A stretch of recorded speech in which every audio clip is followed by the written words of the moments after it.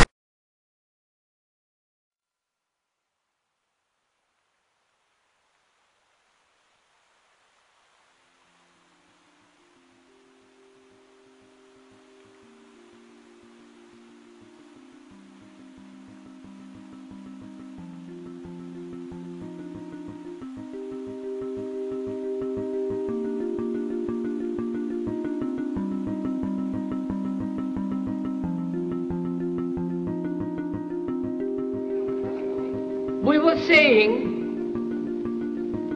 how very important it is to bring about in the human mind the radical revolution. The crisis is a crisis in consciousness, a crisis that cannot anymore accept the old norms, the old patterns, the ancient traditions. And considering what the world is now, with all their misery, conflict, destructive brutality, aggression, and so on, man is still as he was.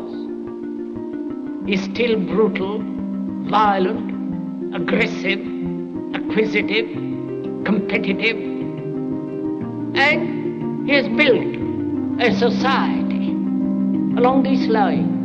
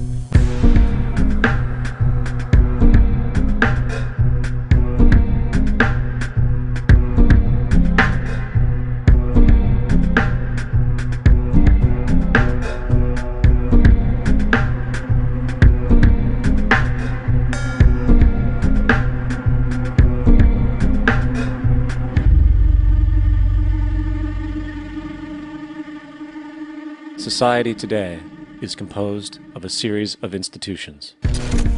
From political institutions, legal institutions, religious institutions, to institutions of social class, familial values, and occupational specialization.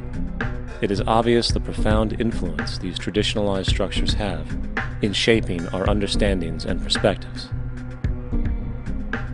Yet, of all the social institutions we are born into, directed by, and conditioned upon, there seems to be no system as taken for granted and misunderstood as the monetary system. Taking on nearly religious proportions, the established monetary institution exists as one of the most unquestioned forms of faith there is. How money is created, the policies by which it is governed, and how it truly affects society are unregistered interests of the great majority of the population.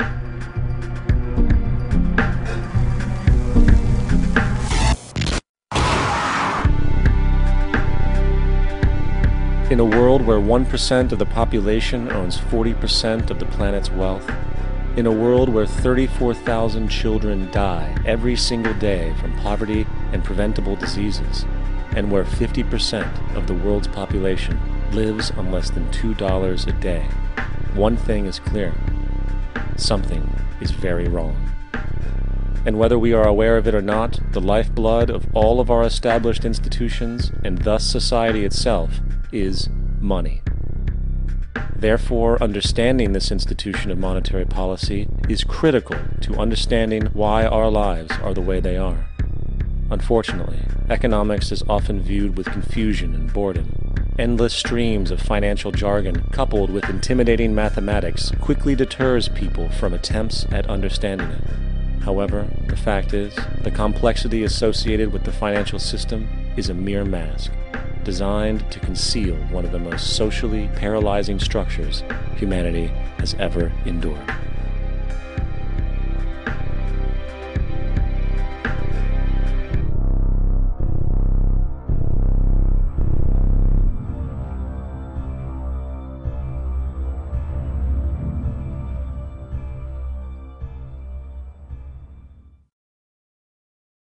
A number of years ago, the Central Bank of the United States, the Federal Reserve, produced a document entitled Modern Money Mechanics.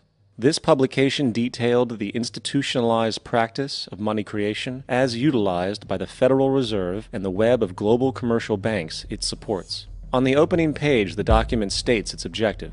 The purpose of this booklet is to describe the basic process of money creation in a fractional reserve banking system. It then proceeds to describe this fractional reserve process through various banking terminology, a translation of which goes something like this. The United States government decides it needs some money, so it calls up the Federal Reserve and requests, say, $10 billion. The Fed replies, saying, sure, we'll buy $10 billion in government bonds from you. So the government takes some pieces of paper, paints some official-looking designs on them, and calls them treasury bonds. Then it puts a value on these bonds to the sum of $10 billion and sends them over to the Fed. In turn, the people at the Fed draw up a bunch of impressive pieces of paper themselves, only this time calling them Federal Reserve notes, also designating a value of $10 billion to the set. The Fed then takes these notes and trades them for the bonds. Once this exchange is complete, the government then takes the $10 billion in Federal Reserve notes and deposits it into a bank account. And upon this deposit, the paper notes officially become legal tender money, adding $10 billion to the U.S. money supply. And there it is. $10 billion in new money has been created. Of course, this example is a generalization, for, in reality, this transaction would occur electronically, with no paper used at all. In fact, only 3% of the U.S. money supply exists in physical currency. The other 97% essentially exists in computers alone. Now, government bonds are, by design, instruments of debt, and when the Fed purchases these bonds, with money it essentially created out of thin air, the government is actually promising to pay back that money to the Fed. In other words, the money was created out of debt. This mind-numbing paradox of how money or value can be created out of debt or a liability will become more clear as we further this exercise. So, the exchange has been made and now $10 billion sits in a commercial bank account. Here's where it gets really interesting. For as based on the fractional reserve practice, that $10 billion deposit instantly becomes part of the bank's reserves, just as all deposits do. And regarding reserve requirements, as stated in modern money mechanics, a bank must maintain legally required reserves equal to a prescribed percentage of its deposits. It then quantifies this by stating, under current regulations, the reserve requirement against most transaction accounts is 10%. This means that with a $10 billion deposit, 10% or $1 billion is held as the required reserve, while the other $9 billion is considered an excessive reserve and can be used as the basis for new loans. Now, it is logical to assume that this $9 billion is literally coming out of the existing $10 billion deposit. However, this is actually not the case. What really happens is that the $9 billion is simply created out of thin air on top of the existing $10 billion deposit. This is how the money supply is expanded. As stated in modern money mechanics, of course they, the banks, do not really pay out loans from the money they receive as deposits. If they did this, no additional money would be created. What they do when they make loans is to accept promissory notes, loan contracts, in exchange for credits, money, to the borrower's transaction accounts. In other words, the $9 billion can be created out of nothing simply because there is a demand for such a loan and that there is a $10 billion deposit to satisfy the reserve requirements. Now, let's assume that somebody walks into this bank and borrows the newly available $9 billion. They will then most likely take that money and deposit it into their own bank account. The process then repeats, for that deposit becomes part of the bank's reserves. 10% is isolated, and in turn 90% of the $9 billion, or $8.1 billion, is now available as newly created money for more loans. And of course, that 8.1 can be loaned out and redeposited, creating an additional 7.2 billion, to 6.5 billion, to 5.9 billion, etc. This deposit money creation loan cycle can technically go on to infinity. The average mathematical result is that about $90 billion can be created on top of the original $10 billion. In other words, for every deposit that ever occurs in the banking system, about 9 times that amount can be created out of thin air. Money jitters. Ask the obliging Bank of America for a jar of soothing instant money, M-O-N-E-Y, in the form of a convenient personal loan. So, now that we understand how money is created by this fractional reserve banking system, a logical yet elusive question might come to mind. What is actually giving this newly created money value? The answer? The money that already exists. The new money essentially steals value from the existing money supply. For the total pool of money is being increased irrespective to demand for goods and services. And as supply and demand finds equilibrium, prices rise, diminishing the purchasing power of each individual dollar. This is generally referred to as inflation, and inflation is essentially a hidden tax on the public. What is the advice that you generally get? And that is inflate the currency. They don't say debase the currency. They don't say devalue the currency. They don't say cheat the people who are saved. They say lower the interest rates. The real deception is when we distort the value of money. When we create money out of thin air, we have no savings, and yet there's so-called capital.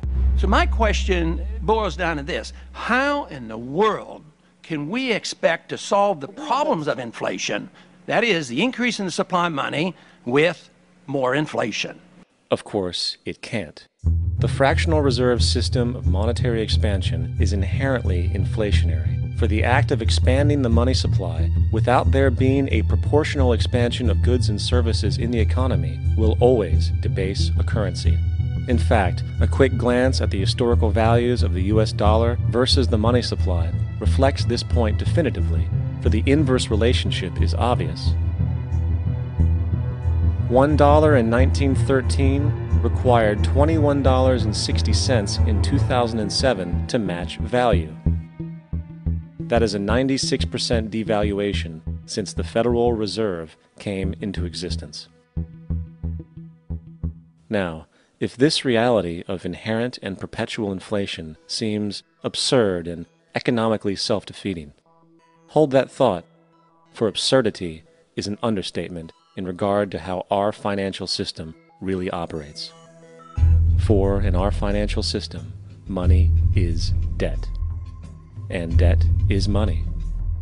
Here is a chart of the U.S. money supply from 1950 to 2006. Here is a chart of the U.S. national debt for the same period. How interesting it is that the trends are virtually the same.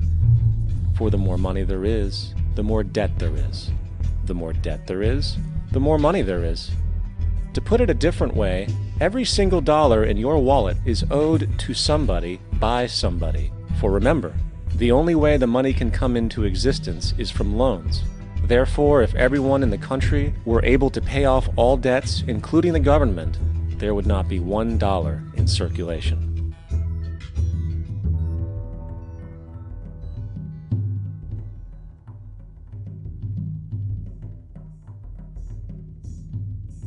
In fact, the last time in American history the national debt was completely paid off was in 1835, after President Andrew Jackson shut down the central bank that preceded the Federal Reserve.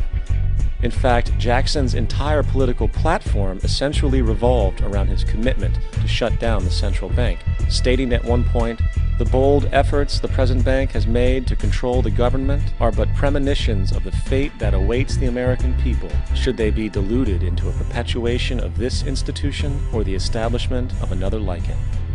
Unfortunately, his message was short-lived, and the international bankers succeeded to install another central bank in 1913, the Federal Reserve. And as long as this institution exists, perpetual debt is guaranteed. Now, so far we have discussed the reality that money is created out of debt, through loans. These loans are based on a bank's reserves, and reserves are derived from deposits. And through this fractional reserve system, any one deposit can create 9 times its original value, in turn debasing the existing money supply, raising prices in society. And since all this money is created out of debt and circulated randomly through commerce, people become detached from their original debt, and a disequilibrium exists where people are forced to compete for labor in order to pool enough money out of the money supply to cover their costs of living. As dysfunctional and backwards as all of this might seem, there is still one thing we have omitted from this equation. And it is this element of the structure which reveals the truly fraudulent nature of the system itself: the application of interest. When the government borrows money from the Fed, or when a person borrows money from a bank, it almost always has to be paid back with accrued interest. In other words, almost every single dollar that exists must be eventually returned to a bank with interest paid as well. But if all money is borrowed from the central bank and is expanded by commercial banks through loans, only what would be referred to as the principal is being created in the money supply. So then, where is the money to cover all of the interest that is charged? Nowhere. It doesn't exist. The ramifications of this are staggering, for the amount of money owed back to the banks will always exceed the amount of money that is available in circulation. This is why inflation is a constant in the economy, for new money is always needed to help cover the perpetual deficit built into the system, caused by the need to pay the interest. What this also means is that mathematically, defaults and bankruptcy are literally built into the system, and there will always be poor pockets of society that get the short end of the stick.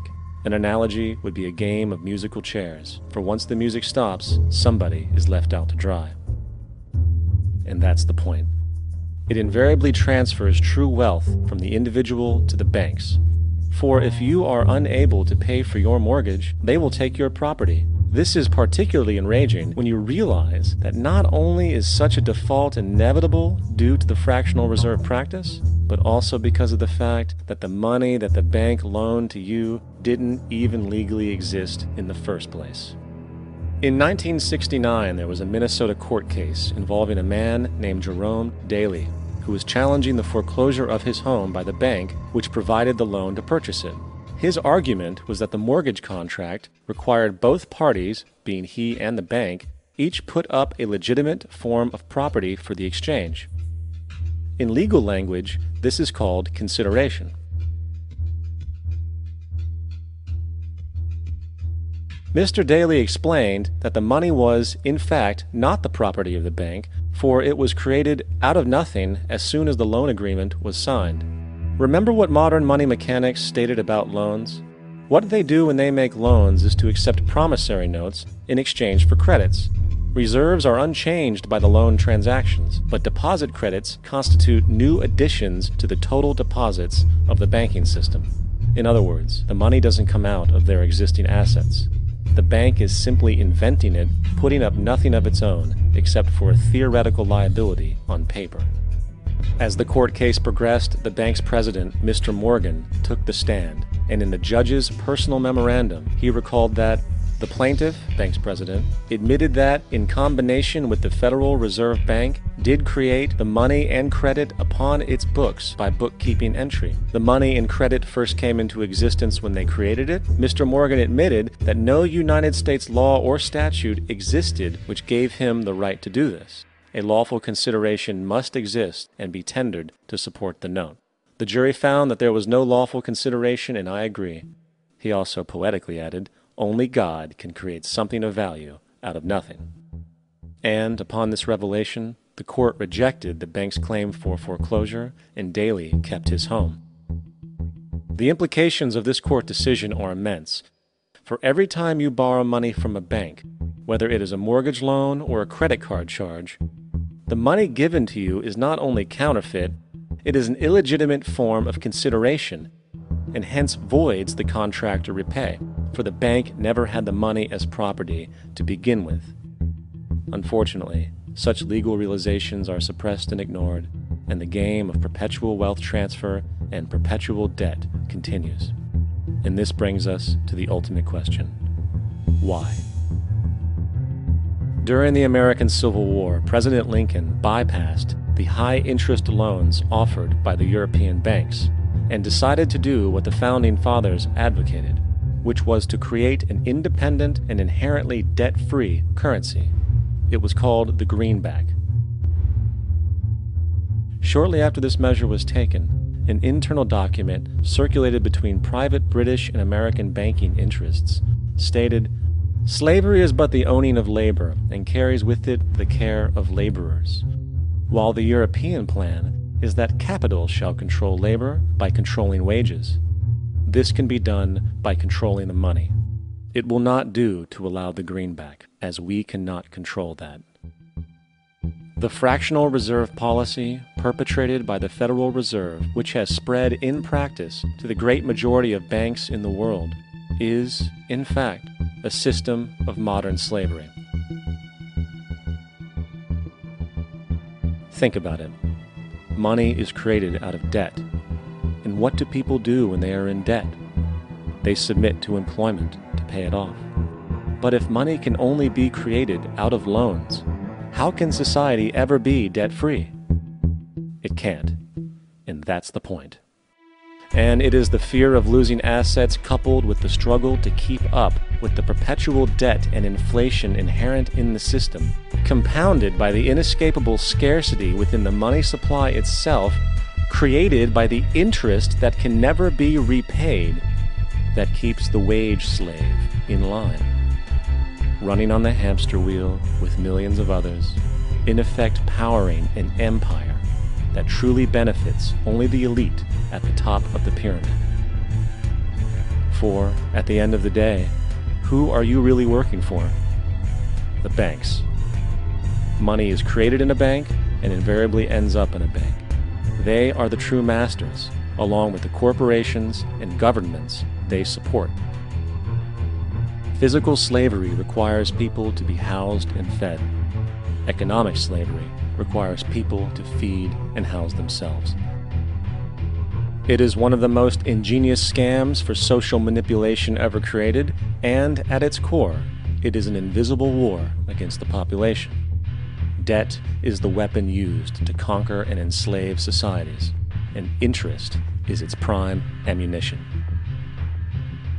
And as the majority walks around oblivious to this reality, the banks, in collusion with governments and corporations, continue to perfect and expand their tactics of economic warfare, spawning new bases, such as the World Bank and International Monetary Fund, while also inventing a new type of soldier, the birth of the economic hitman.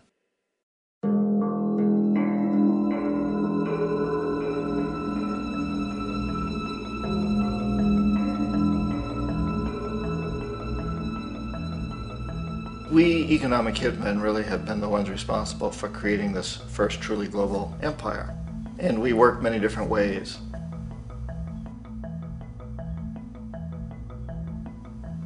But perhaps the most common is that we will identify a country that has resources our corporations covet, like oil, and then arrange a huge loan to that country from the World Bank or one of its sister organizations. But the money never actually goes to the country. Instead, it goes to our big corporations to build infrastructure projects in that country, power plants, industrial parks, ports, things that benefit a few rich people in that country, in addition to our corporations, but really don't help the majority of the people at all. However, those people, the whole country is left holding a huge debt. It's such a big debt they can't repay it, and that's part of the plan, that they can't repay it. And so at some point, we economic hitmen go back to them and say, listen, you owe us a lot of money, can't pay your debt, so sell your oil real cheap to our oil companies. Allow us to build a military base in your country, or send troops in support of ours to someplace in the world like Iraq, or vote with us on the next UN vote. To have their electric utility company privatized and their water and sewage system privatized and sold to U.S. corporations or other multinational corporations. So there was that whole mushrooming thing, and it's so typical of the way the IMF and the World Bank work, that you put a country in debt, it's such a big debt it can't pay it, and then you offer to refinance that debt and pay even more interest. And you demand this quid pro quo, which you call a conditionality or good governance, which means basically that they've got to sell off their resources, including many of their social services, their utility companies, their school systems sometimes, their penal systems, their insurance systems, to foreign corporations. So it's a double, triple, quadruple whammy. The precedent for economic hitmen really began back in the early 50s when democratically elected Mossadegh, who was elected in Iran, he was considered to be the hope for democracy in the Middle East and around the world. He was Time Magazine's Man of the Year. But one of the things that he'd run on and began to implement was the idea that foreign oil companies needed to pay the Iranian people a lot more for the oil that they were taking out of Iran. The Iranian people should benefit from their own oil. Strange policy. We didn't like that, of course. But we were afraid to do what we normally were doing, which was to send in the military. Instead, we sent in one CIA agent, Kermit Roosevelt, Teddy Roosevelt's relative. And Kermit went in with a few $1 million and was very, very effective and efficient. And in a short amount of time, he managed to get Mossadegh overthrown and brought in the Shah of Iran to replace him, who always was favorable to oil. And it was extremely effective. Bombs overflow Tehran. Army officers shout that Mossadegh has surrendered and his regime as virtual dictator of Iran is ended. Pictures of the Shah are paraded through the streets as sentiment reverses. The Shah is welcomed home. So back here in the United States, in Washington, people looked around and said, wow, that was easy and cheap. So this established a whole new way of manipulating countries, of creating empire. The only problem with Roosevelt was that he was a card-carrying CIA agent, and had he been caught, the ramifications could have been pretty serious. So very quickly at that point, the decision was made to use private consultants to channel the money through the World Bank or the IMF or one of the other such agencies, to bring in people like me who worked for private companies, so that if we got caught, there would be no governmental ramifications.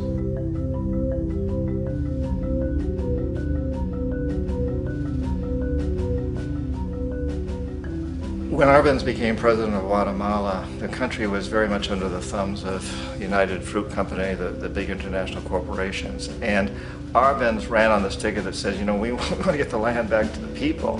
And once he took power, he was implementing policies that would do exactly that, give land rights back to the people. United Fruit didn't like that very much. And so they hired a public relations firm, launched a huge campaign in the United States to convince the United States, the people, the citizens of the United States, and the press of the United States, and the Congress of the United States, that Arbenz was a Soviet puppet, and that if we allowed him to stay in power, the Soviets would have a foothold in this hemisphere. And that, at that point in time, was a huge fear on everybody's mind, the Red Terror, the Communist Terror. And so, to make a long story short, Out of this public relations campaign came a commitment on the part of the CIA and the military to take this man out. And in fact, we did. We sent in planes, we sent in soldiers, we sent in jackals, we sent everything in to take him out, and did take him out. And as soon as he was removed from office, the new guy that took over after him basically reinstated everything to the big international corporations, including United Fruit.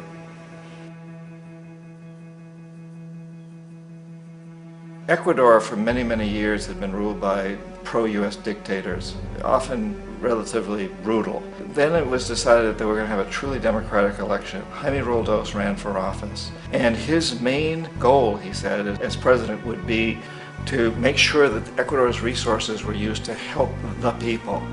And he won, overwhelming, by more votes than anybody had ever won anything in Ecuador.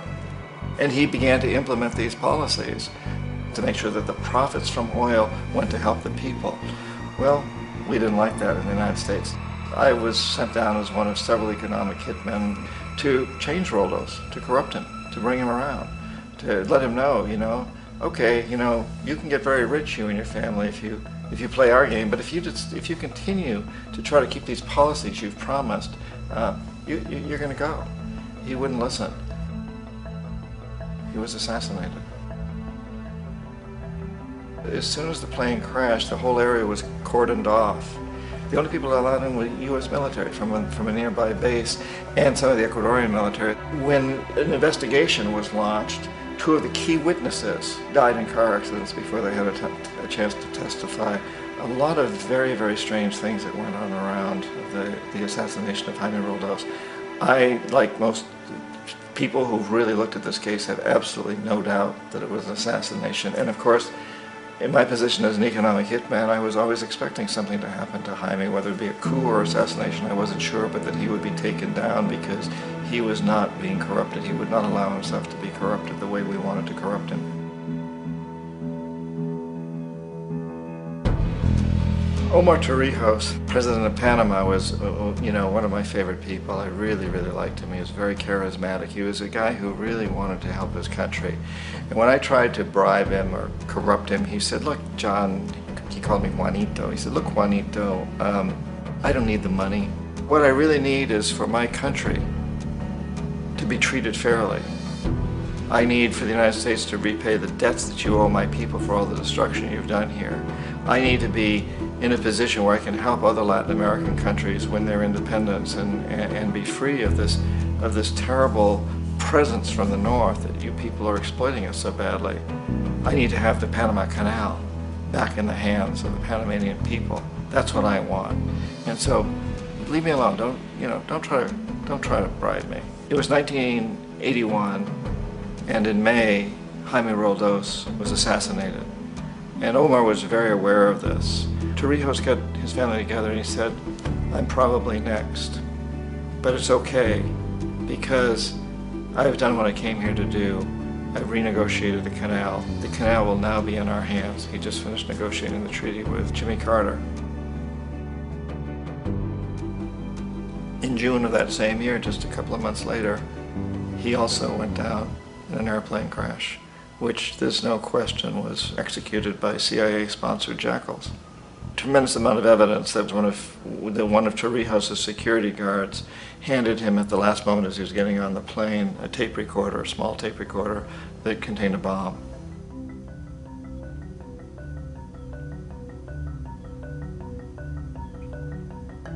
It is interesting to me how this system has continued pretty much the same way for years and years and years, except the economic hitmen have got better and better and better. Then we come up with, very recently, what happened in Venezuela. In 1998, Hugo Chavez gets elected president, following a long line of presidents who had been very corrupt and basically destroyed the economy of the country. And Chavez was elected amidst all that.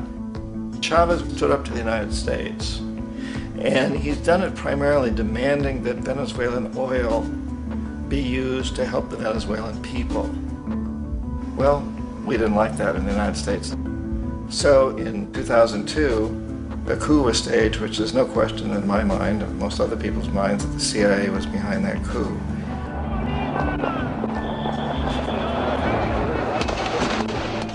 The the way that that coup was fomented was very reflective of what Kermit Roosevelt had done in Iran, of paying people to go out into the streets, to riot, to protest, to say this Chavez is very unpopular.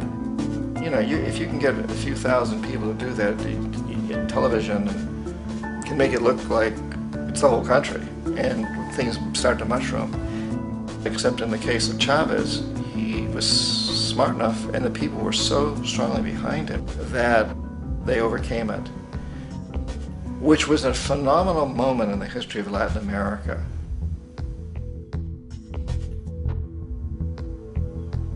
Iraq actually is a perfect example of the way the whole system works. So we economic hitmen are the first line of defense. We go in and we try to corrupt governments and get them to accept these huge loans, which we then use as leverage to basically own them. If we fail, as I failed in Panama with Omar Torrijos and in Ecuador with Jaime Roldos, men who refused to be corrupted, then the second line of defense is we send in the jackals. And the jackals either overthrow governments or they assassinate. And once that happens and a new government comes in, boy, it's going to toe the line because the new president knows what will happen if he doesn't. In the case of Iraq, both of those things failed. Economic hitmen were not able to get through to Saddam Hussein. We tried very hard. We tried to get him to accept a deal very similar to what the House of Saud had accepted in Saudi Arabia, but he wouldn't accept it. And so the jackals went in to take him out. They couldn't do it. His security was very good. After all, he had one time worked for the CIA. He'd been hired to assassinate a former president of Iraq and failed, but he knew the system. So in '91, we send in the troops and we take out the Iraqi military. So we assume at that point that Saddam Hussein is going to come around. We could have taken him out, of course, at that time, but we didn't want to. He's the kind of strong man we like. He controls his people. We thought he could control the Kurds and keep the Iranians in their border and keep pumping oil for us. And then once we took out his military, now he's going to come around. So the economic hitmen go back in the 90s without success. If they'd had success, he'd still be running the country. We'd be selling him all the fighter jets he wants and everything else he wants. But they couldn't, they didn't have success. The jackals couldn't take him out again, so we sent the military in once again, and this time we did the complete job and took him out, and in the process created for ourselves some very, very lucrative construction deals. We had to reconstruct a country that we'd essentially destroyed, which is a pretty good deal if you own construction companies, big ones. So, you know, Iraq shows the three stages. The economic hitmen failed there, the jackals failed there, and as a final measure, the military goes in. And in that way, we've really created an empire, but we've done it very, very subtly. It's clandestine. All the empires of the past were built on the military, and everybody knew they were building them. So the British knew they were building them, the French, the Germans, the Romans, the Greeks. And they were proud of it, and they always had some excuse like spreading civilization, spreading some religion, something like that. But they knew they were doing it. We don't. The majority of the people in the United States have no idea that we're living off the benefits of a clandestine empire, that today there's more slavery in the world than ever before.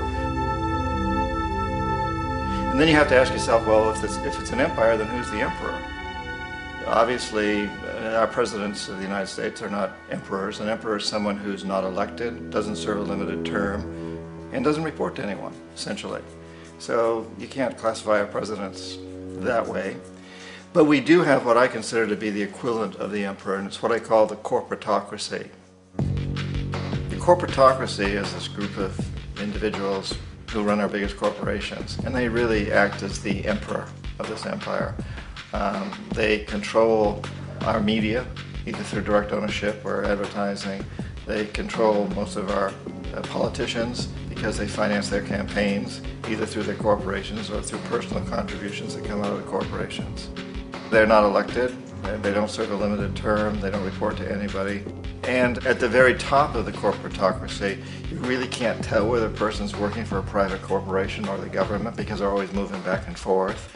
So, you know, you've got a guy who one moment is the president of a big construction company like Halliburton, and the next moment he's vice president of the United States, or the president who was in the oil business. And this is true whether you've got Democrats or Republicans in the office. You have them moving back and forth through the revolving door.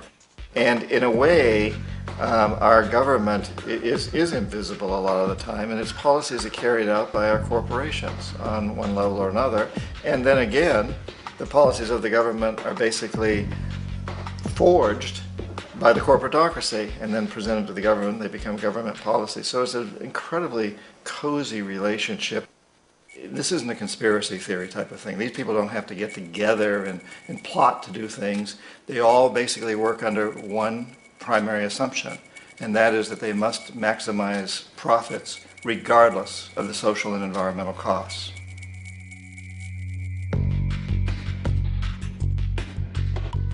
This process of manipulation by the corporatocracy through the use of debt, bribery, and political overthrow is called globalization. Just as the Federal Reserve keeps the American public in a position of indentured servitude through perpetual debt, inflation, and interest, the World Bank and IMF serve this role on a global scale. The basic scam is simple. Put a country in debt either by its own indiscretion or through corrupting the leader of that country, then impose conditionalities or structural adjustment policies, often consisting of the following. Currency devaluation. When the value of a currency drops, so does everything valued in it.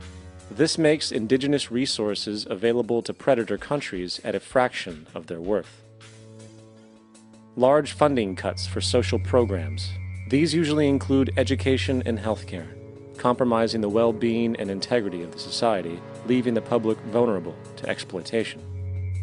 Privatization of state-owned enterprises. This means that socially important systems can be purchased and regulated by foreign corporations for profit. For example, in 1999, the World Bank insisted that the Bolivian government sell the public water system of its third largest city to a subsidy of the U.S. corporation Bechtel. As soon as this occurred, water bills for the already impoverished local residents skyrocketed.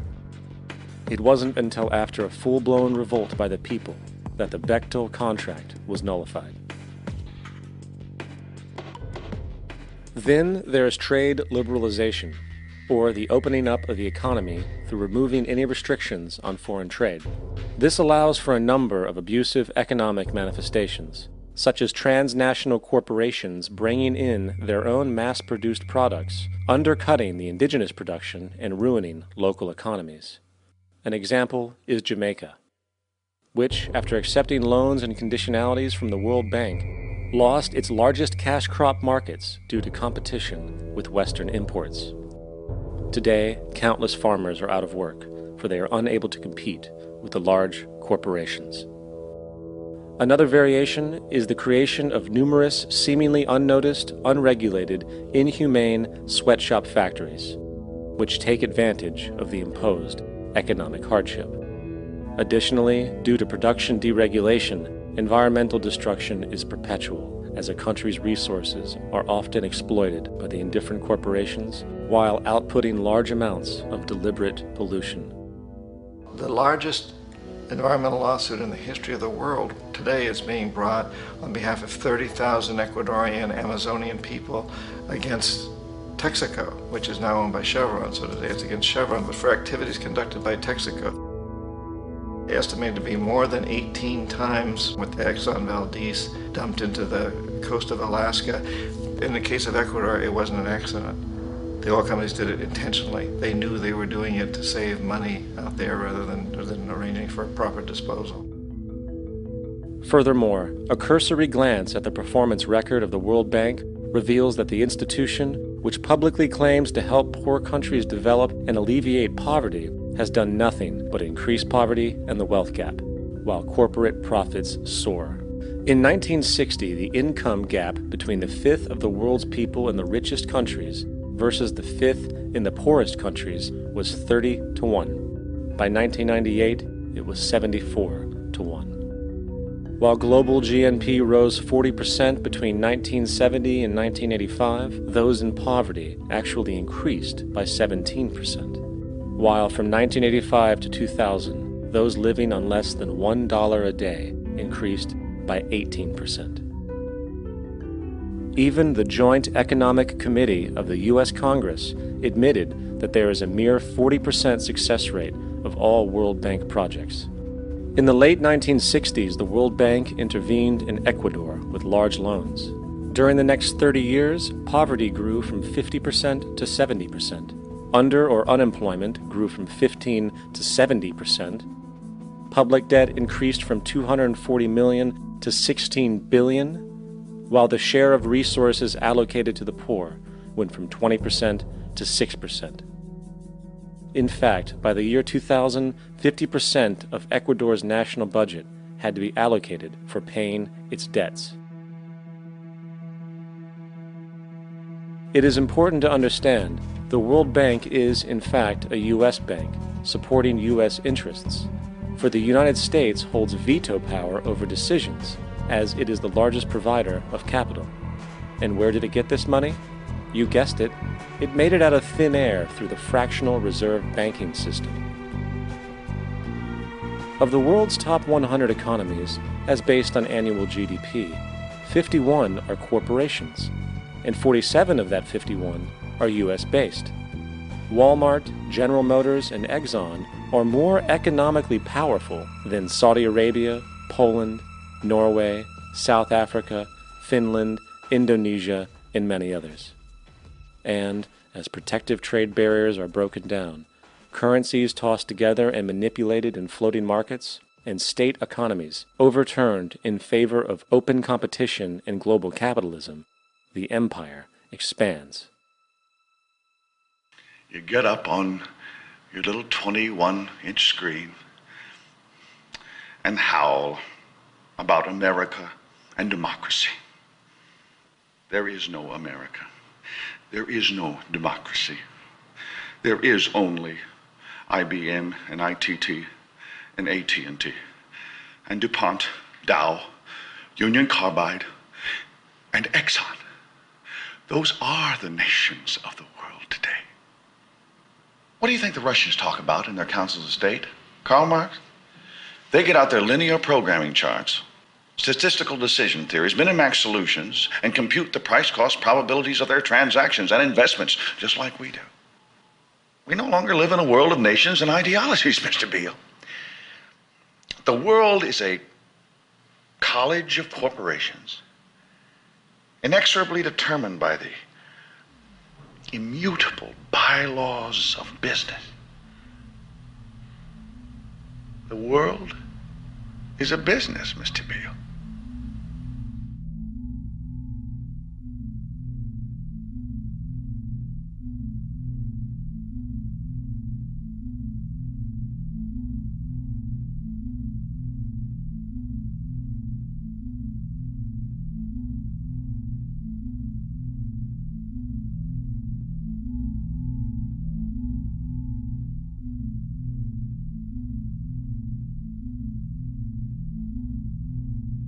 The world is being taken over by a handful of business powers who dominate the natural resources we need to live while controlling the money we need to obtain these resources.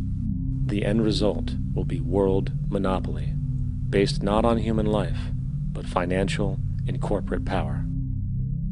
And as the inequality grows, naturally more and more people are becoming desperate. So the establishment was forced to come up with a new way to deal with anyone who challenges the system. So they gave birth to the terrorist.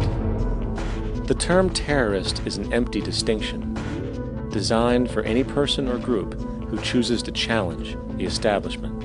This isn't to be confused with the fictional Al-Qaeda, which was actually the name of a computer database for the US-supported Mujahideen in the 1980s.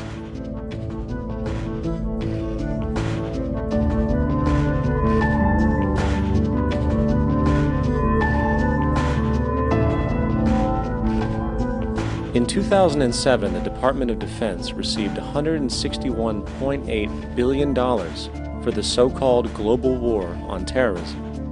According to the National Counterterrorism Center, in 2004, roughly 2,000 people were killed internationally due to supposed terrorist acts. Of that number, 70 were American. Using this number as a general average, which is extremely generous, it is interesting to note that twice as many people die from peanut allergies a year than from terrorist acts. Concurrently, the leading cause of death in America is coronary heart disease, killing roughly 450,000 each year. And in 2007, the government's allocation of funds for research on this issue was about $3 billion. This means that the U.S. government in 2007 spent 54 times the amount for preventing terrorism than it spent for preventing a disease which kills 6,600 times more people annually than terrorism does. Yet, as the name terrorism and Al-Qaeda are arbitrarily stamped on every news report relating to any action taken against U.S. interests, the myth grows wider. In mid-2008, the U.S. Attorney General actually proposed that the U.S. Congress officially declare war against the fantasy. Not to mention, as of July 2008, there are now over 1 million people currently on the U.S. terrorist watch list. These so-called counterterrorism measures, of course, have nothing to do with social protection, and everything to do with preserving the establishment amongst the growing anti-American sentiment both domestically and internationally, which is legitimately founded on the greed-based corporate empire expansion that is exploiting the world. The true terrorists of our world do not meet at the docks at midnight or scream Allah Akbar before some violent action. The true terrorists of our world wear $5,000 suits and work in the highest positions of finance, government, and business. So, what do? How do we stop a system of greed and corruption that has so much power and momentum? How do we stop this aberrant group behavior which feels no compassion for, say, the millions slaughtered in Iraq and Afghanistan, so the corporatocracy can control energy resources and opium production for Wall Street profit?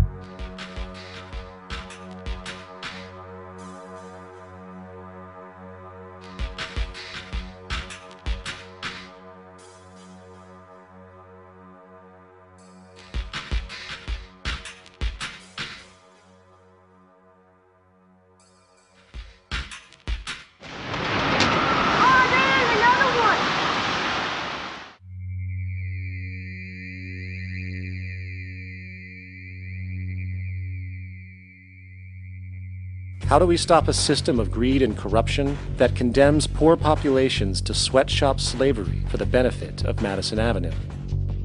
Or that engineers false flag terror attacks for the sake of manipulation? Or that generates built-in modes of social operation which are inherently exploitative? Or that systematically reduces civil liberties and violates human rights in order to protect itself from its own shortcomings? How do we deal with the numerous covert institutions, such as the Council on Foreign Relations, the Trilateral Commission, and the Bilderberg Group, and other undemocratically elected groups which, behind closed doors, collude to control the political, financial, social, and environmental elements of our lives? In order to find the answer, we must first find the true underlying cause. For the fact is, the selfish, corrupt, power, and profit-based groups are not the true source of the problem. They are symptoms.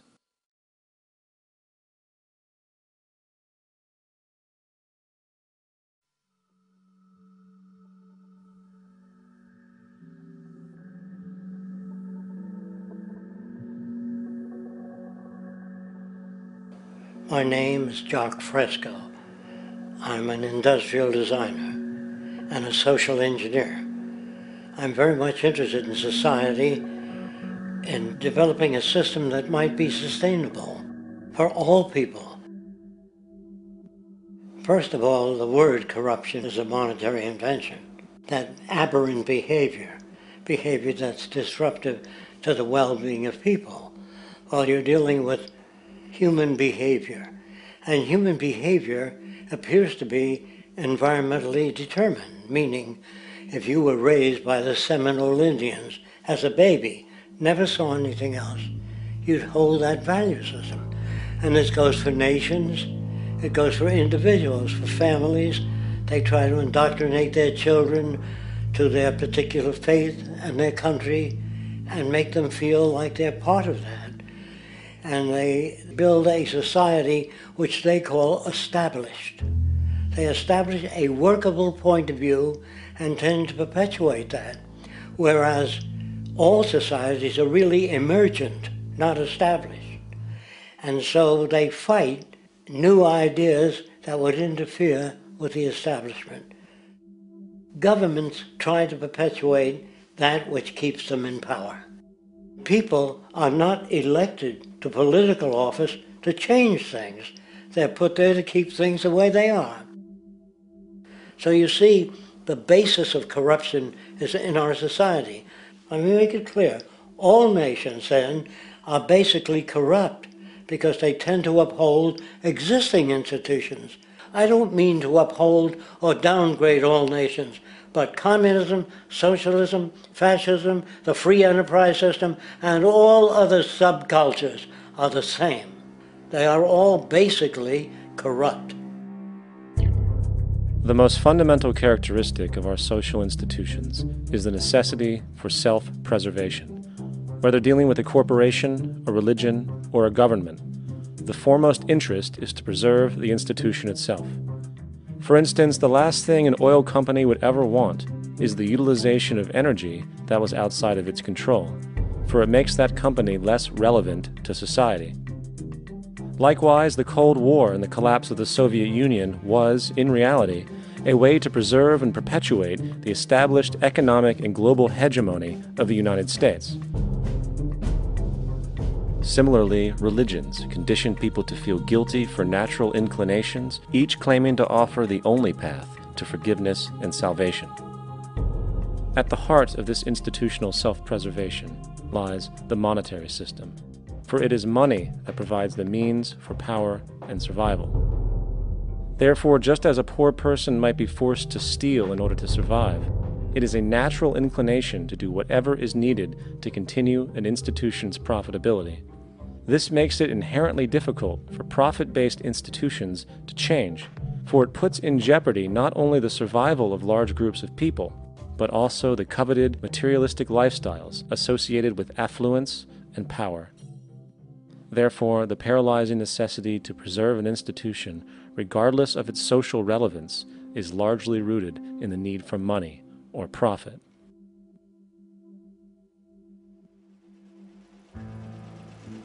What's in it for me is why people think. And so if a man makes money selling a certain product, naturally he's going to fight the existence of another product that may threaten his institution. Therefore, people cannot be fair, and people do not trust each other. A guy will come over to you and say, I got just the house you're looking for. He's a salesman. When a doctor says, I think your kidney has to come out, I don't know if he's trying to pay off a yacht or whether my kidney has to come out. It's hard in a monetary system to trust people. If you came into my store and I said, this lamp that I've got is pretty good, but the lamp next door is much better, I wouldn't be in business very long. It wouldn't work. If I were ethical, it wouldn't work. So when you say industry cares for people, that's not true. They can't afford to be ethical. So your system is not designed to serve the well-being of people. If you still don't understand that, there would be no outsourcing of jobs if they cared about people. Industry does not care. They only hire people because it hasn't been automated yet. So don't talk about decency and ethics. We cannot afford it and remain in business. It is important to point out that regardless of the social system, whether fascist, socialist, capitalist, or communist, the underlying mechanism is still money, labor, and competition.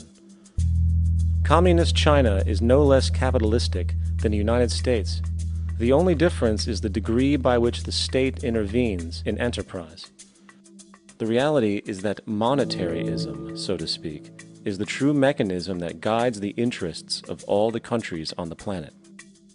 The most aggressive and hence dominant variation of this monetaryism is the free enterprise system. The fundamental perspective, as put forth by early free market economists like Adam Smith, is that self-interest in competition leads to social prosperity, as the act of competition creates incentive, which motivates people to persevere. However, what isn't talked about is how a competition-based economy invariably leads to strategic corruption, power and wealth consolidation, social stratification, technological paralysis, labor abuse, and, ultimately, a covert form of government dictatorship by the rich elite. The word corruption is often defined as moral perversion. If a company dumps toxic waste into the ocean to save money, most people recognize this as corrupt behavior. On a more subtle level, when Walmart moves into a small town and forces small businesses to shut down for they are unable to compete, a gray area emerges. For what exactly is Walmart doing wrong? Why should they care about mom-and-pop organizations they destroy? Yet, even more subtly, when a person gets fired from their job because a new machine has been created which can do the work for less money, people tend to just accept that as the way it is, not seeing the inherent, corrupt inhumanity of such an action. Because the fact is, whether it is dumping toxic waste, having a monopoly enterprise, or downsizing the workforce, the motive is the same: profit. They are all different degrees of the same self-preserving mechanism, which always puts the well-being of people second to monetary gain. Therefore, corruption is not some byproduct of monetaryism. It is the very foundation. And while most people acknowledge this tendency on one level or another, the majority remains naive as to the broad ramifications of having such a selfish mechanism as the guiding mentality in society. Internal documents show that after this company positively, absolutely knew that they had a medication that was infected with the AIDS virus, they took the product off the market in the U.S. and then they dumped it in France, Europe, Asia, and Latin America. The U.S. government allowed it to happen. The FDA allowed this to happen. And now the government is completely looking the other way. Thousands of innocent hemophiliacs have died from the AIDS virus. This company knew absolutely that it was infected with AIDS. They dumped it because they wanted to turn this disaster into a profit. So you see, you have built-in corruption. We're all chiseling off each other, and you can't expect decency in that sort of thing. And feeling that, they don't know who to elect. They think in terms of a democracy, which is not possible in a monetary-based economy. If you have more money to advertise your position, the position you desire in government, that isn't a democracy. It serves those in positions of differential advantage. So it's always a dictatorship of the elitists, the financially wealthy.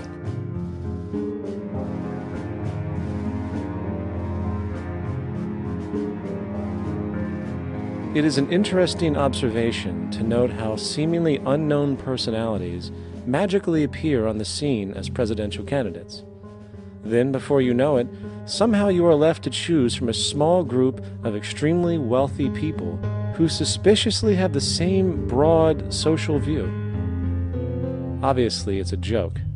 The people placed on the ballot are done so because they have been pre-decided to be acceptable by the established financial powers who actually run the show.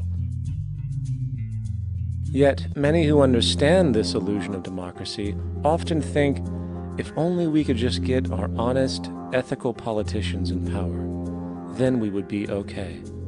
Well, while this idea, of course, seems reasonable in our established-oriented worldview, it is, unfortunately, another fallacy. For when it really comes down to what is actually important, the institution of politics, and thus politicians themselves, have absolutely no true relevance as to what makes our world and society function. It's not politicians that can solve problems. They have no technical capabilities. They don't know how to solve problems. Even if they were sincere, they don't know how to solve problems. It's the technicians that produce the desalination plants. It's the technicians that give you electricity, that give you motor vehicles, that heat your house and cool it in the summertime. It's technology that solves problems, not politics. Politics cannot solve problems because they're not trained to do so.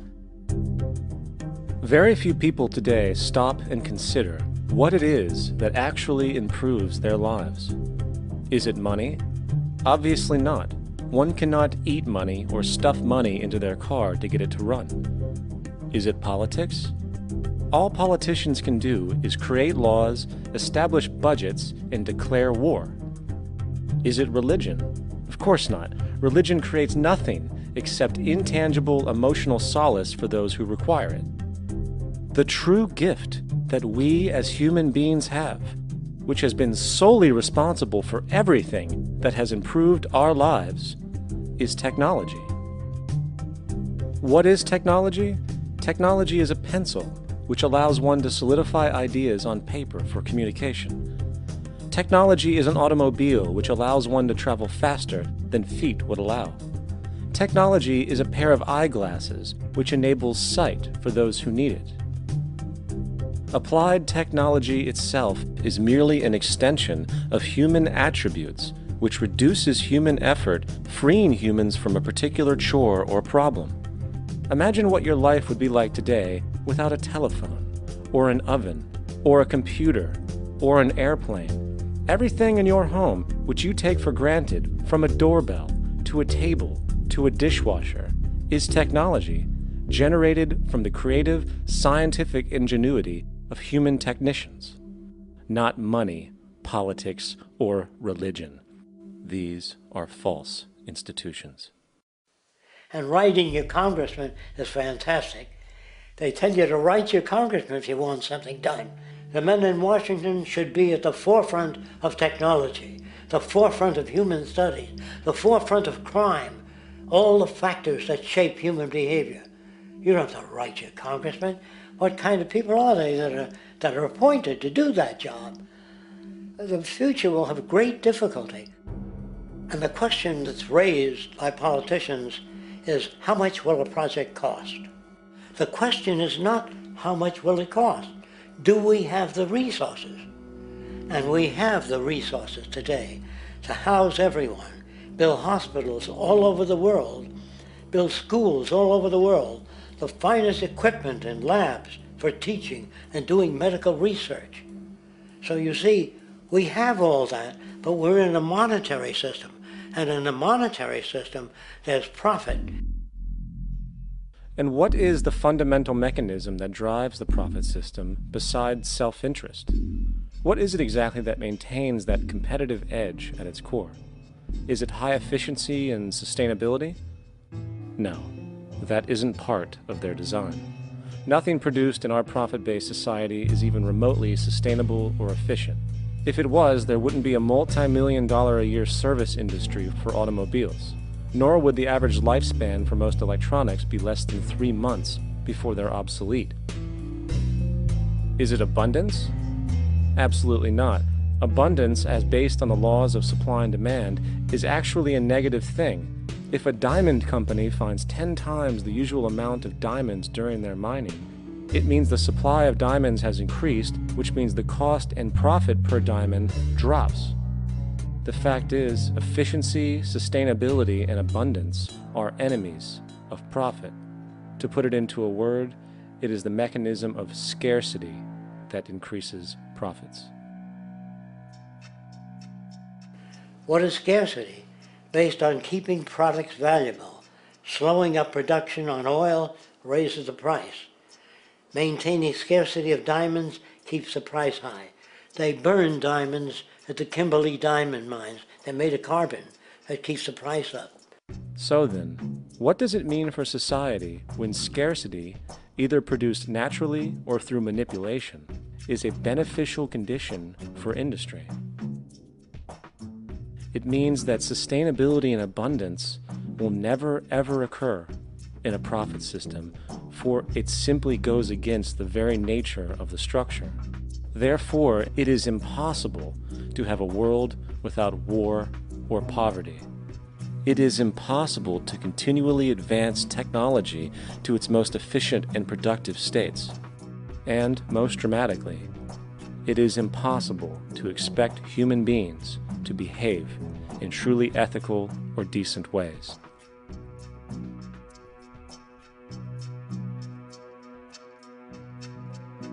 People use the word instinct because they can't account for the behavior.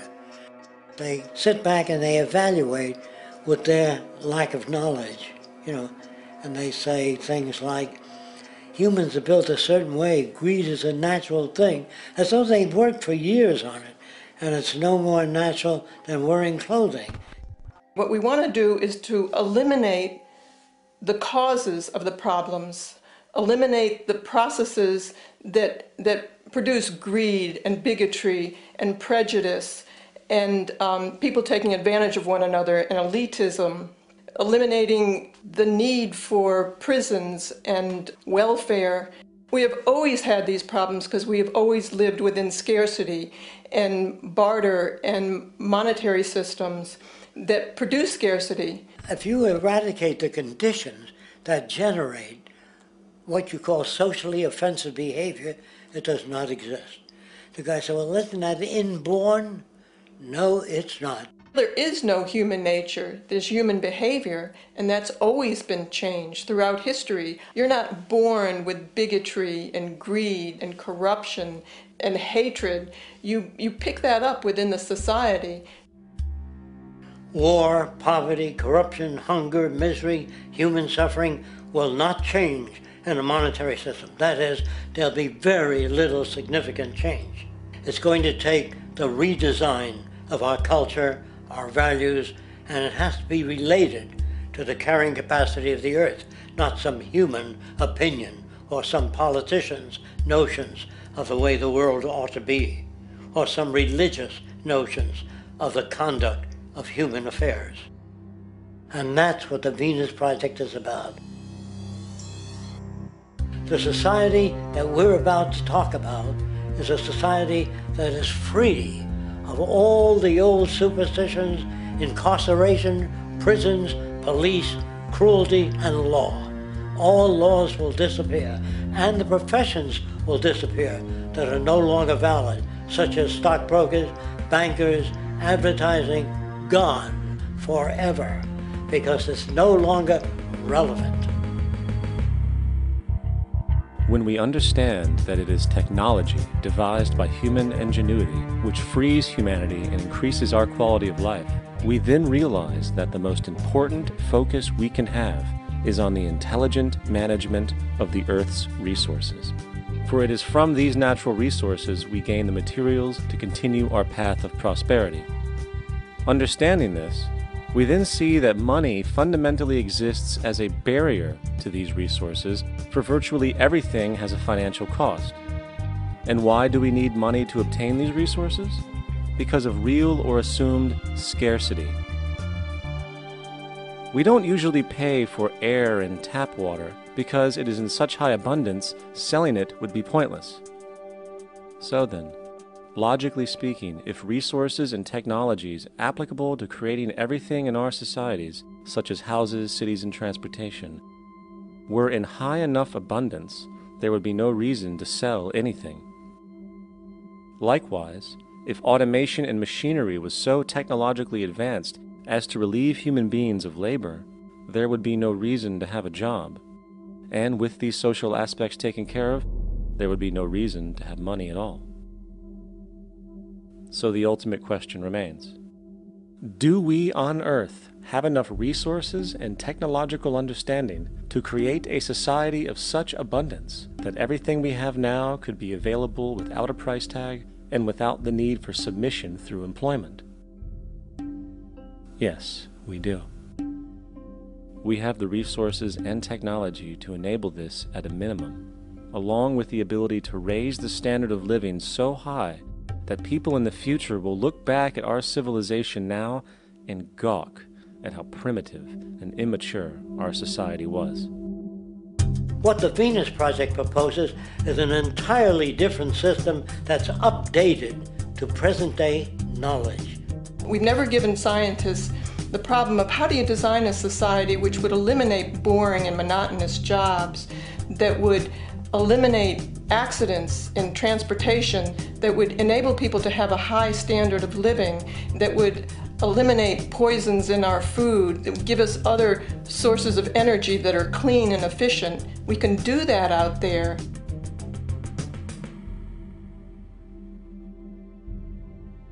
The major difference between a resource-based economy and a monetary system is that a resource-based economy is really concerned with people and their well-being, where a monetary system has become so distorted that the concerns of the people are really secondary, if they're there at all. The products that are turned out are for how much money you can get. If there is a problem in society and you can't earn money from solving that problem, then it won't be done. The resource-based economy is really not close to anything that's been tried. And with all our technology today, we can create abundance. It could be used to improve everyone's lifestyle. Abundance all over the world if we use our technology wisely and maintain the environment. It's a very different system, and it's very hard to talk about because the public is not that well enough informed as to the state of technology.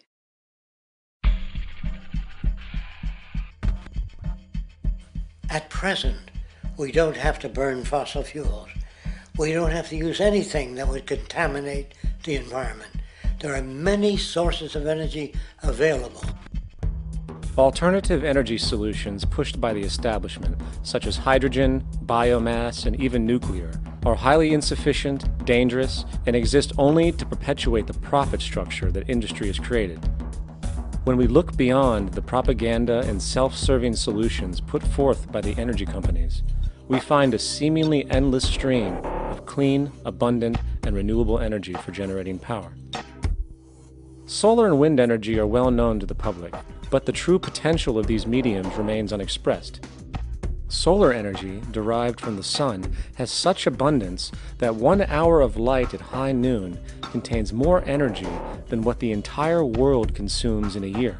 If we could capture 0.01% of this energy, the world would never have to use oil, gas, or anything else. The question then is not availability, but the technology to harness it. And there are many advanced mediums today which could accomplish just that, if they were not hindered by the need to compete for market share with the established energy power structures. Then there's wind energy. Wind energy has long been denounced as weak, and due to being location-driven, impractical. This is simply not true. The U.S. Department of Energy admitted in 2007 that if wind was fully harvested in just 3 of America's 50 states, it could power the entire nation. And then there are the rather unknown mediums of tidal and wave power. Tidal power is derived from tidal shifts in the ocean. Installing turbines which capture this movement generates energy.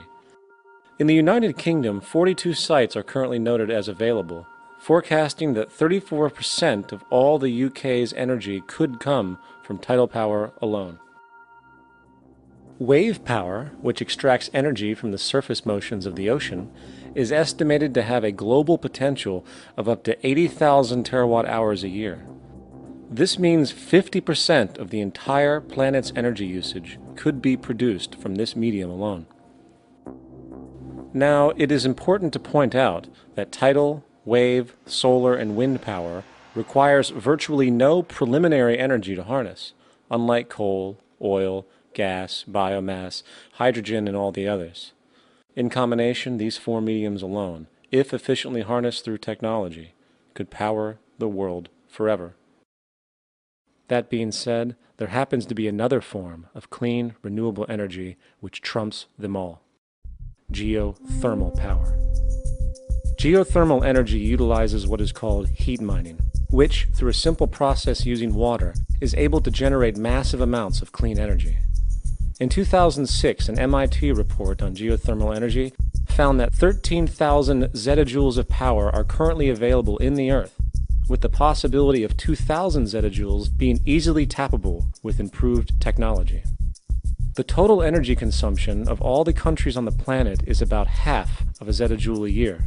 This means about 4,000 years of planetary power could be harnessed in this medium alone. And when we understand that the Earth's heat generation is constantly renewed, this energy is really limitless and could be used forever. These energy sources are only a few of the clean, renewable mediums available, and as time goes on, we will find more. The grand realization is that we have total energy abundance without the need for pollution, traditional conservation, or in fact, a price tag. And what about transportation? The prevailing means of transportation in our societies is by automobile and aircraft, both of which predominantly need fossil fuels to run. In the case of the automobile, the battery technology needed to power an electric car that can go over 100 miles an hour for over 200 miles on one charge exists, and has existed for many years. However, due to battery patents controlled by the oil industry, which limits their availability to maintain market share, coupled with political pressure from the energy industry, the accessibility and affordability of this technology is limited. There is absolutely no reason other than pure, corrupt profit interest that every single vehicle in the world cannot be electric and utterly clean, with zero need for gasoline. As far as airplanes, it is time we realize that this means of travel is inefficient, cumbersome, slow, and causes far too much pollution. This is a maglev train. It uses magnets for propulsion. It is fully suspended by a magnetic field and requires less than 2% of the energy used for plane travel. The train has no wheels, so nothing can wear out. The current maximum speed of versions of this technology, as used in Japan, is 361 miles per hour. However, this version of the technology is very dated. An organization called ET3, which has connections with the Venus Project, has established a tube-based maglev that can travel up to 4,000 miles per hour in a motionless, frictionless tube, which can go over land or underwater. Imagine going from LA to New York for an extended lunch break, or from Washington, D.C. to Beijing, China in 2 hours. This is the future of continental and intercontinental travel, fast, clean, with only a fraction of the energy usage we use today for the same means. In fact, between maglev technology, advanced battery storage, and geothermal energy, there would be no reason to ever burn fossil fuels again. And we can do this now if we were not held back by the paralyzing profit structure. Now, America is inclined toward fascism. It has a propensity by its dominant philosophy and religion to uphold the fascist point of view. American industry is essentially a fascist institution. If you don't understand that, the minute you punch that time clock, you walk into a dictatorship. We're given notions about the respectability of work, and I really look at it as being paid slavery. They're brought up to believe that you shall earn your living by the sweat of your brow. That holds people back, freeing people from drudgery, repetitive jobs which make them ignorant. You rob them. In our society, that is a resource-based economy, machines free people. You see, we can't imagine that because we've never known that kind of world. If we look back at history, we see a very clear pattern of machine automation slowly replacing human labor. From the disappearance of the elevator man to the near full automation of an automobile production plant, the fact is, as technology grows, the need for humans in the workforce will continually be diminished. This creates a serious clash, which proves the falseness of the monetary-based labor system. For human employment is in direct competition with technological development. Therefore, given the fundamental priority of profit by industry, People, through time, will be continually laid off and replaced by machine. When industry takes on a machine, instead of shortening the workday, they downsize. You lose your job. So you have a right to fear machines. In a high-technology, resource-based economy, it is conservative to say that about 90% of all current occupations could be phased out by machines, freeing humans to live their life without servitude, for this is the point of technology itself. And through time, with nanotechnology and other highly advanced forms of science, it is not far-fetched to see how even complex medical procedures could be performed by machines as well, and based on the pattern, with much higher success rates than humans get today. The path is clear, but our monetary-based structure, which requires labor for income, blocks this progress, for humans need jobs in order to survive. The bottom line is that this system must go, or we will never be free, and technology will be constantly paralyzed. We have machines that clean out sewers. It frees a human being from doing that. So look at machines as extensions of human performance. Furthermore, many occupations today will have simply no basis to exist in a resource-based economy, such as anything associated with the management of money, advertising, along with the legal system itself. For without money, a great majority of the crimes that are committed today would never occur. Virtually all forms of crime are a consequence of the monetary system, either directly or by neuroses inflicted through financial deprivation. Therefore, laws themselves could eventually become extinct. Instead of putting up a sign, drive carefully, slippery when wet, put abrasive in the highway so it's not slippery when wet.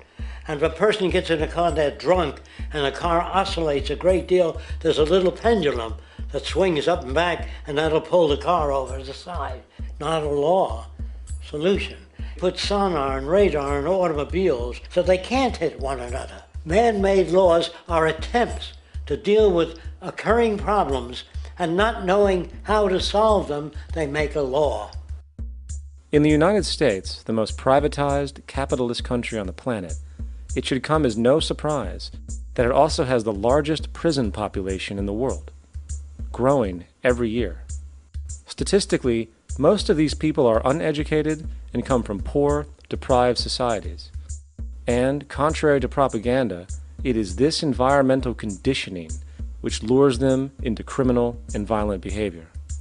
However, society looks the other way in regard to this point. The legal and prison systems are just more examples of how our society avoids examining the root causes of behavior. Billions are spent each year on prisons and police, while only a fraction is spent on programs for poverty, which is one of the most fundamental variables responsible for crime to begin with. And as long as we have an economic system which prefers and in fact creates scarcity and deprivation, crime will never go away.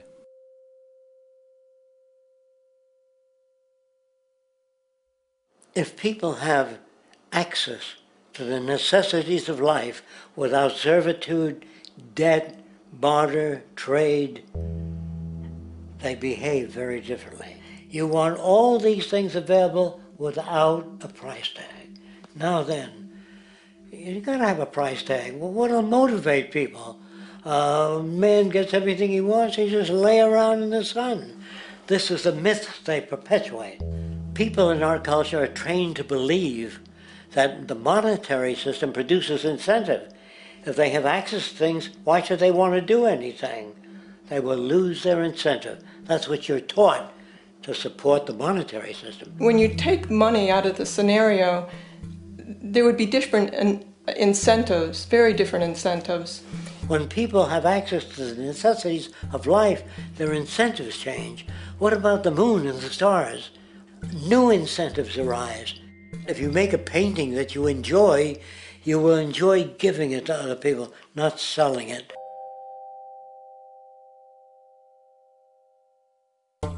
I think most of the education that I've seen today is essentially producing a person for a job. It's very specialized. They're not generalists. People don't know a lot about a lot of different subjects. I don't think you could get people to go to war if they knew a lot about a lot of things. I think education is mostly rote, and they're not taught how to solve problems. They're not given the tools, emotionally or within their own field, of how to do critical thinking.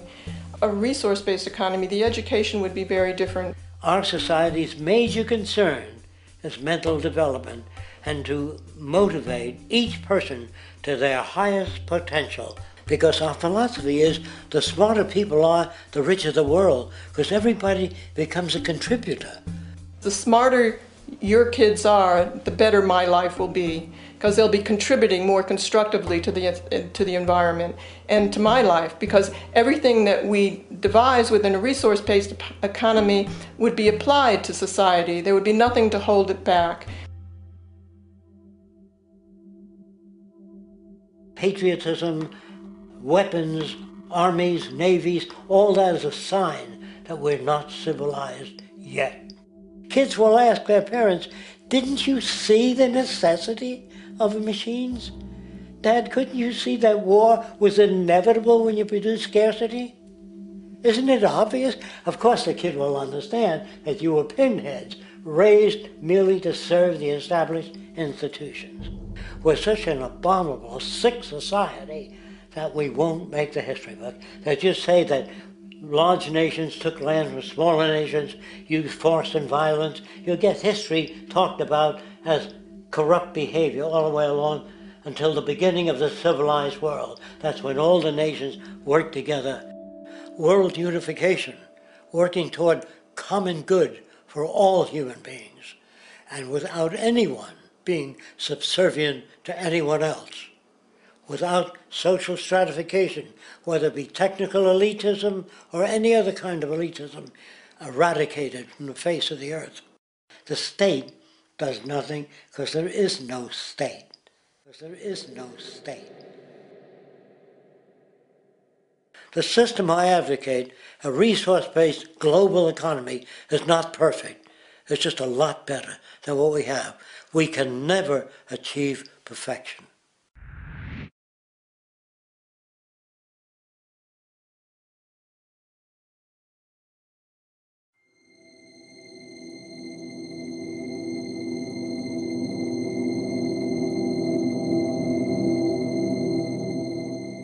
The social values of our society, which has manifested in perpetual warfare, corruption, oppressive laws, social stratification, irrelevant superstitions, environmental destruction, and a despotic, socially indifferent, profit-oriented ruling class, is fundamentally the result of a collective ignorance of two of the most basic insights humans can have about reality: the emergent and symbiotic aspects of natural law. The emergent nature of reality is that all systems, whether it is knowledge, society, technology, philosophy, or any other creation, will, when uninhibited, undergo fluid, perpetual change. What we consider commonplace today, such as modern communication and transportation, would have been unimaginable in ancient times. Likewise, the future will contain technologies, realizations, and social structures that we cannot even fathom in the present. We have gone from alchemy to chemistry, from a geocentric universe to a heliocentric, from believing that demons were the cause of illness to modern medicine. This development shows no sign of ending, and it is this awareness that aligns us and leads us on a continuous path to growth and progress. Static, empirical knowledge does not exist. Rather, it is the insight of the emergence of all systems we must recognize. This means we must be open to new information at all times, even if it threatens our current belief system and hence identities. Sadly, society today has failed to recognize this, and the established institutions continue to paralyze growth by preserving outdated social structures. Simultaneously, the population suffers from a fear of change, for their conditioning assumes a static identity, and challenging one's belief system usually results in insult and apprehension, for being wrong is erroneously associated with failure, when, in fact, to be proven wrong should be celebrated, for it is elevating someone to a new level of understanding, furthering awareness. The fact is, there is no such thing as a smart human being, for it is merely a matter of time before their ideas are updated, changed, or eradicated. And this tendency to blindly hold on to a belief system, sheltering it from new, possibly transforming information, is nothing less than a form of intellectual materialism. The monetary system perpetuates this materialism not only by its self-preserving structures, but also through the countless number of people who have been conditioned into blindly and thoughtlessly upholding these structures, therefore becoming self-appointed guardians of the status quo. Sheep, which no longer need a sheepdog to control them, for they control each other by ostracizing those who step out of the norm. This tendency to resist change and uphold existing institutions for the sake of identity, comfort, power, and profit is completely unsustainable and will only produce further imbalance, fragmentation, distortion, and invariably, destruction. It's time to change. From hunters and gatherers to the agricultural revolution to the industrial revolution, the pattern is clear. It is time for a new social system which reflects the understandings we have today. The monetary system is a product of a period of time where scarcity was a reality. Now, with the age of technology, it is no longer relevant to society. Gone with the aberrant behavior it manifests. Likewise, dominant worldviews, such as theistic religion, operate with the same social irrelevancy. Islam, Christianity, Judaism, Hinduism, and all of the others exist as barriers to personal and social growth, for each group perpetuates a closed worldview, and this finite understanding that they acknowledge is simply not possible in an emergent universe. Yet, religion has succeeded in shutting down the awareness of this emergence by instilling the psychological distortion of faith upon its followers, where logic and new information is rejected in favor of traditionalized, outdated beliefs. The concept of God is really a method of accounting for the nature of things. In the early days, people didn't know enough about how things formed, how nature worked, so they invented their own little stories. And they made God in their own image. A guy that gets angry. When people don't behave right, he creates floods and earthquakes. They say it's an act of God. A cursory glance at the suppressed history of religion reveals that even the foundational myths themselves are emergent culminations, developed through influence over time. For example, a cardinal doctrine of the Christian faith is the death and resurrection of Christ. This notion is so important that the Bible itself states, "And if Christ be not risen, then is our preaching vain, and your faith is also vain." Yet it is very difficult to take this account literally, for not only is there no primary source denoting this supernatural event in secular history, awareness of the enormous number of pre-Christian saviors who also died and were resurrected immediately puts the story in mythological territory by association. Early church figures such as Tertullian went to great lengths to break these associations, even claiming that the devil caused the similarities to occur, stating in the 2nd century, "The devil, whose business is to pervert the truth, mimics the exact circumstance of the divine sacraments. He baptizes his believers and promises forgiveness of sins. He celebrates the oblation of bread and brings in the symbol of the resurrection. Let us therefore acknowledge the craftiness of the devil, who copied certain things of those that be divine."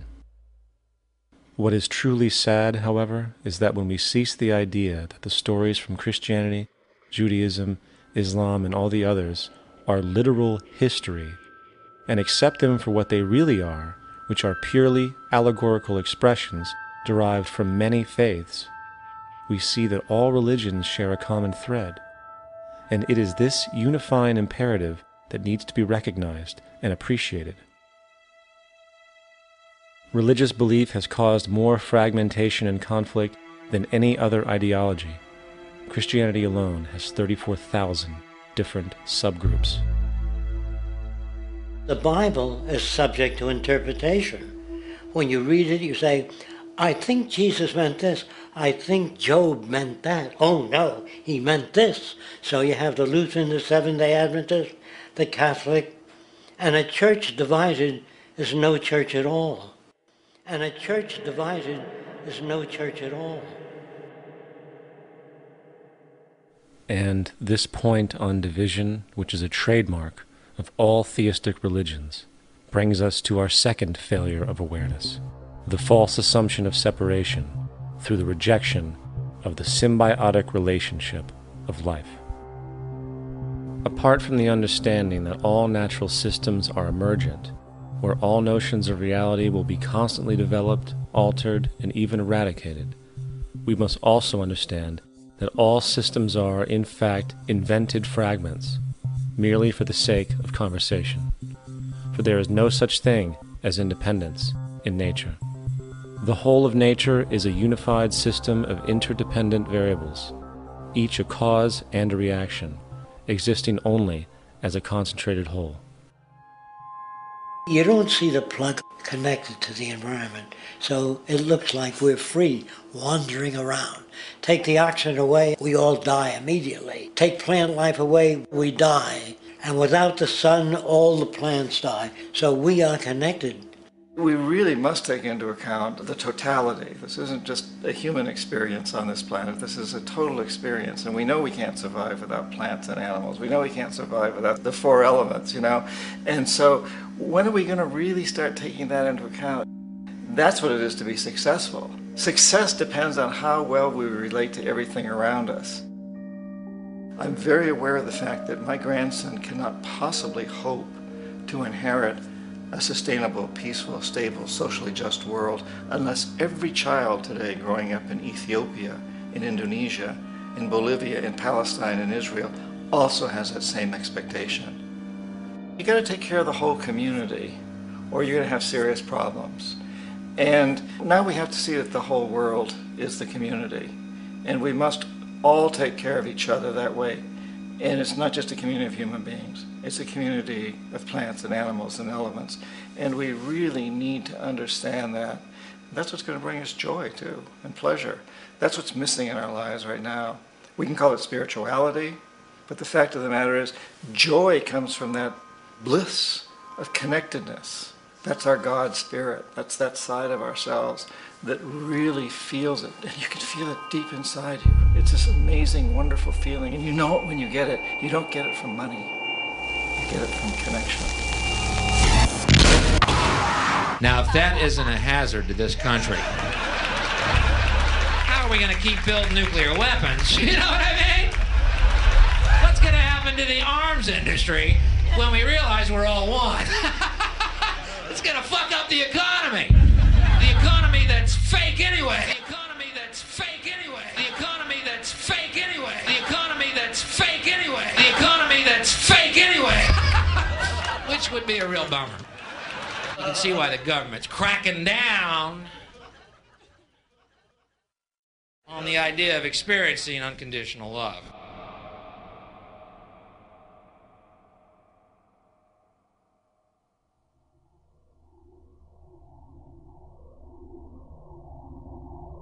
Once we understand that the integrity of our personal existences are completely dependent on the integrity of everything else in our world, we have truly understood the meaning of unconditional love. For love is extensionality, and seeing everything as you and you as everything can have no conditionalities. For, in fact, we are all everything at once. If it's true that we're all from the center of a star, every atom in each of us from the center of a star, then we're all the same thing. Even a Coke machine or a cigarette butt in the street in Buffalo is made out of atoms that came from a star. They've all been recycled thousands of times, as have you and I. And therefore, it's only me out there. So what is there to be afraid of? What is there that needs solace seeking? Nothing. There's nothing to be afraid of because it's all us. The trouble is we have been separated by being born and given a name and an identity and being individuated. We've been separated from the oneness, and that's what religion exploits, that people have this yearning to be part of the overall one again. So they exploit that. They call it God. They say he has rules. And I think it's cruel. I think you can do it absent religion.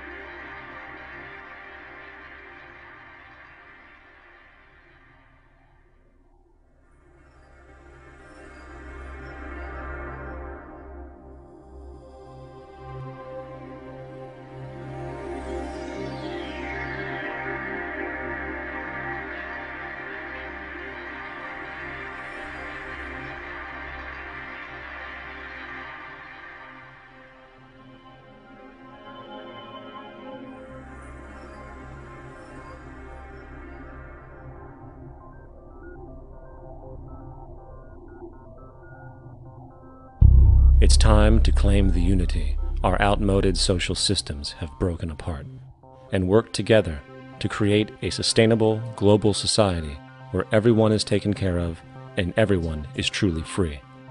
Your personal beliefs, whatever they may be, are meaningless when it comes to the necessities of life. Every human being is born naked, needing warmth, food, water, shelter. Everything else is auxiliary. Therefore, the most important issue at hand is the intelligent management of the Earth's resources. This can never be accomplished in a monetary system, for the pursuit of profit is the pursuit of self-interest, and therefore imbalance is inherent. Simultaneously, politicians are useless, for our true problems in life are technical, not political. Furthermore, ideologies that separate humanity, such as religion, need strong reflection in the community in regard to its value, purpose, and social relevancy. Hopefully, through time, religion will lose its materialism and basis in superstition and move into the useful field of philosophy. The fact is, society today is backwards, with politicians constantly talking about protection and security rather than creation, unity, and progress. The U.S. alone now spends about $500 billion annually on defense. That is enough to send every high school senior in America to a four-year college. In the 1940s, the Manhattan Project produced the first true weapon of mass destruction. This program employed 130,000 people at an extreme financial cost. Imagine what our life would be like today if that group of scientists, instead of working on a way of killing people, worked on a way to create a self-sustaining, abundant world. Life today would be very, very different if that was their goal. Instead of weapons of mass destruction, it is time to unleash something much more powerful. Weapons of mass creation. Our true divinity is in our ability to create, and armed with the understanding of the symbiotic connections of life, while being guided by the emergent nature of reality, there is nothing we cannot do or accomplish. Of course, we face strong barriers in the form of established power structures that refuse to change. At the heart of these structures is the monetary system. As explained earlier, the fractional reserve policy is a form of slavery through debt, where it is literally impossible for society to be free. In turn, free market capitalism in the form of free trade uses debt to imprison the world and manipulate countries into subservience to a handful of large business and political powers. Apart from these obvious amoralities, the system itself is based on competition, which immediately destroys the possibility of large-scale collaborations for the common good, hence paralyzing any attempt at true global sustainability. These financial and corporate structures are now obsolete, and they must be outgrown. Of course, we cannot be naive enough to think that the business and financial elite are going to subscribe to this idea, for they will lose power and control. Therefore, peaceful yet highly strategic action must be taken. The most powerful course of action is simple. We have to alter our behavior to force the power structure to the will of the people. We must stop supporting the system. The only way the establishment will change is by our refusal to participate, while continuously acknowledging its endless flaws and corruptions. They're not going to give up the monetary system because of our designs of what we recommend. The system has to fail, and people have to lose confidence in their elected leaders. That will be a major turning point if the Venus Project is offered as a possible alternative. If not, I fear the consequences. The trends now indicate that our country is going bankrupt. The probability is our country will move toward a military dictatorship to prevent riots and complete social breakdown. Once the U.S. breaks down, all the other cultures will undergo similar things. As of now, the world financial system is on the brink of collapse due to its own shortcomings. The Comptroller of Currency stated in 2003 that the interest on the U.S. national debt will not be affordable in less than 10 years. This theoretically means total bankruptcy for the U.S. economy, and its implications for the world are immense. In turn, the fractional reserve-based monetary system is reaching its theoretical limits of expansion, and the banking failures you are seeing are just the beginning.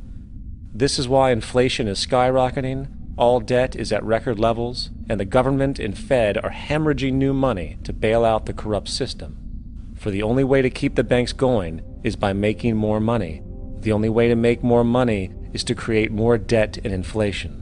It is simply a matter of time before the tables turn and there is no one willing to take new loans, while defaults grow, as people are unable to afford their current loans.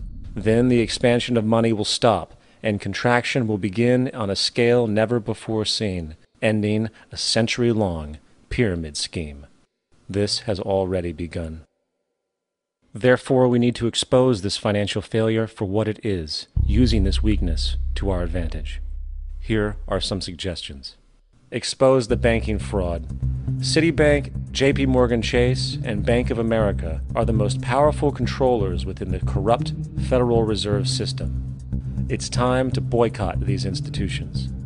If you have a bank account or a credit card with any of them, move your money to another bank. If you have a mortgage, refinance with another bank. If you own their stock, sell it. If you work for them, quit. This gesture will express contempt for the true powers behind the private banking cartel known as the Federal Reserve, and create awareness about the fraud of the banking system itself. 2. Turn off the TV news. Visit the emerging independent news agencies on the internet for your information. CNN, NBC, ABC, Fox, and all the others present all news pre-filtered to maintain the status quo. With 4 corporations owning all major media outlets, objective information is impossible. This is the true beauty of the internet, and the establishment has been losing control because of this free flow of information. We must protect the internet at all times, as it is truly our savior right now. 3. Don't ever allow yourself, your family, or anyone you know to ever join the military. This is an obsolete institution now used exclusively for maintaining an establishment that is no longer relevant. U.S. soldiers in Iraq work for U.S. corporations, not the people. Propaganda forces us to believe that war is natural and the military is an honorable institution. Well, if war is natural, why are there 18 suicides every single day by American veterans who have post-traumatic stress disorder? If our military men and women are so honored, why is it that 25% of the American homeless population are veterans? 4. Stop supporting the energy companies. If you live in a detached house, get off the grid. Investigate every means of making your home self-sustainable with clean energy. Solar, wind, and other renewable energies are now affordable consumer realities, and considering the never-ending rising cost of traditional energies, it will likely be a cheaper investment over time. If you drive, get the smallest car you can, and consider using one of the many conversion technologies that can enable your car to be a hybrid, electric, or run on anything other than establishment fuels. 5. Reject the political system. The illusion of democracy is an insult to our intelligence.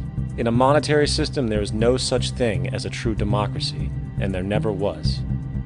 We have two political parties owned by the same set of corporate lobbyists. They are placed in their positions by the corporations, with popularity artificially projected by their media. In a system of inherent corruption, the change of personnel every couple of years has very little relevance. Instead of pretending that the political game has any true meaning, focus your energy on how to transcend this failed system. And 6. Join the movement. Go to the zeitgeistmovement.com and help us create the largest mass movement for social change the world has ever seen. We must mobilize and educate everyone about the inherent corruption of our current world system, along with the only true sustainable solution, declaring all the natural resources on the planet as common heritage to all people, while informing everyone as to the true state of technology and how we can all be free if the world works together rather than fights. The choice lies with you. You can continue to be a slave to the financial system and watch the continuous wars, depressions, and injustice across the globe while placating yourself with vain entertainment and materialistic garbage. Or you can focus your energy on true, meaningful, lasting, holistic change, which actually has the realistic ability to support and free all humans with no one left behind. But, in the end, the most relevant change must occur first inside of you. The real revolution is the revolution of consciousness, and each one of us first needs to eliminate the divisionary, materialistic noise we have been conditioned to think is true, while discovering, amplifying, and aligning with the signal coming from our true empirical oneness. It is up to you. What we are trying in all these discussions and talks here is to see if we cannot radically bring about a transformation of the mind. Not accept things as they are, but to understand it, to go into it, to examine it. Give your heart and your mind with everything that you have to find out a way of living differently.